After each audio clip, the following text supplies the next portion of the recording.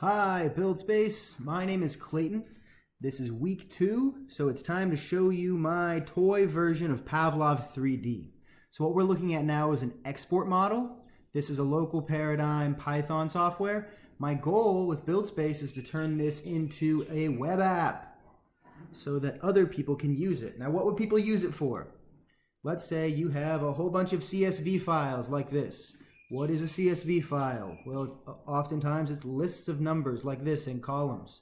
So you have time versus force, you did an experiment, and then you took a whole bunch of experiments, and now you want to see all that data. There's different ways you can analyze that. This is a new way.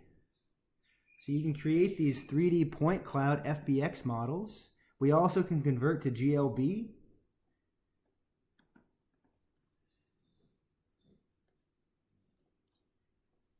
And we have different color options. So this is a toy version because it's local. I would like to see it be on the web so other people can use it. And it's also a toy version for other future possibilities, like laser cutting. If you could have a laser cut model of all these curves and you could, in a presentation, like hand these around and show people what your data, what the trends are, I think that would be pretty sick.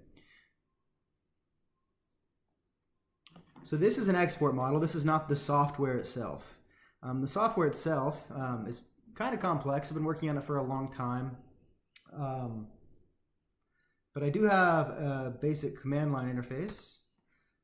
So there's a command line interface. We have a simple version of the GUI. We have a developer version of the GUI. There's a lot of stuff you can do, but I'll just show you the very basic command line. And so then it runs. It checks the configuration files, and then it generates an output file.